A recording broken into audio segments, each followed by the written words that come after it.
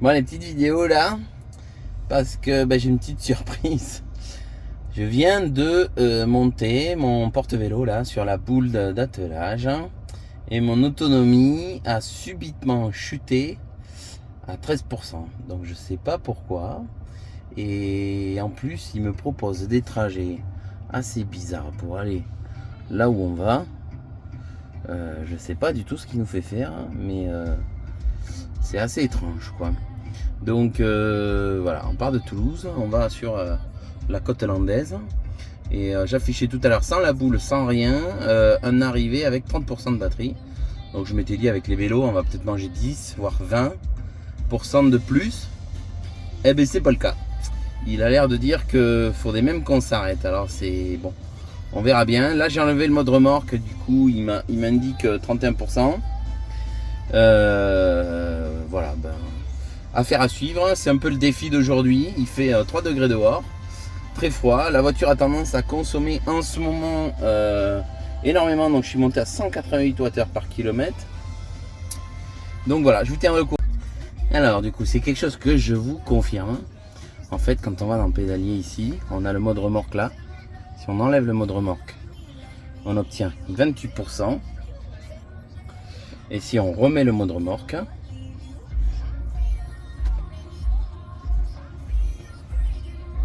on obtient 8%.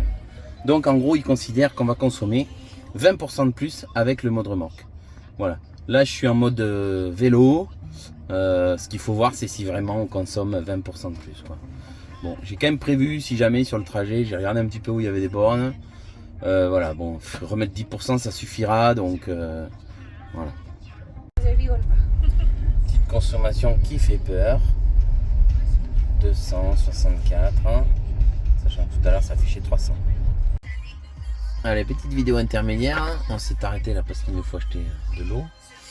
En fait le mode remorque, si on le désactive, c'est assez flippant comme situation, parce que le pourcentage de la batterie ne cesse de baisser et on sait pas trop si on va arriver à destination, quoi.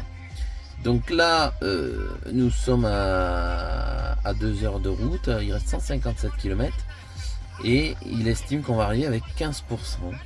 Donc j'ai quand même 313 km d'autonomie affichée. Si ça veut bien faire là, justement là, ouais, c'est pas génial.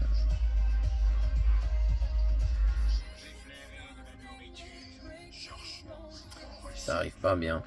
Bon, donc on le voit pas, mais là voilà, hop, 313 km. Voilà. Donc 61%, il dit qu'on va arriver avec 15% si j'active le mode remorque.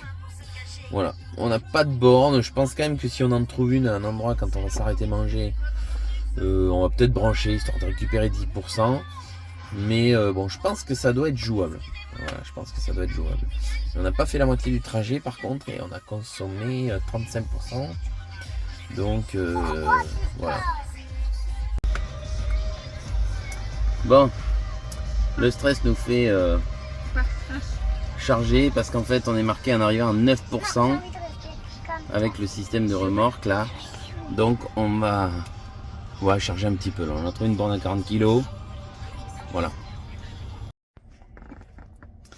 Bon allez, j'en profite pour terminer la vidéo. Alors bon, j'ai mis la voiture à charger, mais chaque fois je termine pas mes vidéos, et du coup je me dis t'as prévu de leur expliquer tout ce que tu as fait et finalement tu l'as pas fait.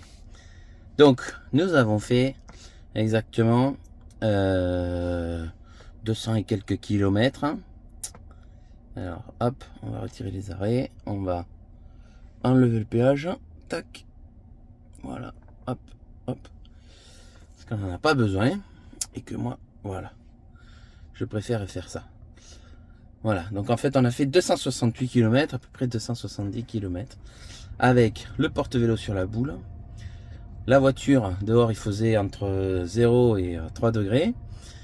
Et on est arrivé ici avec 15% de batterie. Donc faut savoir que sur la route on s'est arrêté à un petit village qui s'appelle Le Houga, où il y a une borne à 37 kWh. J'ai voulu charger 5% de plus parce que je me suis dit comme ça je serai tranquille. On aurait pu s'arrêter à Mont-de-Marsan, mais voilà. Et c'est vrai que voilà, bon, j'arrivais avec 10%, clairement, hein, j'aurais pu le faire. Mais bon, comme ça m'a rassuré, on s'est arrêté vraiment 5 minutes. J'ai mis vraiment 5%. Mais voilà, on est arrivé avec 15%. Donc en gros, vous voyez, autonomie départ à 95% sur une long range, avec l'attelage, les 4 vélos, la voiture chargée, 4 à l'intérieur de la voiture. Et bien clairement on dépense 85% de batterie pour venir sur la côte landaise depuis Toulouse. Donc pour faire 270 km. Donc 85% de batterie, ça commence à faire, ça veut dire qu'on est parti, qu'il faut partir avec 100% pour pas être trop stressé. Il y en a qui diront ouais c'est large, t'arrives avec 10%, c'est pas la peine de faire le plein. Oui, mais comme vous le savez, on a des courbes qui nous indiquent en fait ce qu'on va faire. Et la courbe elle n'était pas très encourageante en fait. Elle marquait 9%. Et puis ça baissait, ça baissait, ça baissait. Voilà, ça me faisait un petit peu peur. Voilà. Bon voilà. On vient de refaire l'aller-retour, donc 268 km. Avec le porte-vélo, les vélos. Et là on a une température un peu plus chaude de 5 degrés. Et on est arrivé ici avec 18%. Voilà, donc plus finalement 2 fois plus que pour l'aller. C'est assez étrange, mais bon, tant mieux. Voilà, donc du coup, nous on sait qu'on peut aller avec une long range directement depuis Toulouse jusque sur la côte landaise avec les vélos, le porte-vélo et la barre. Je suis pas sûr qu'une propulsion pourrait faire ça.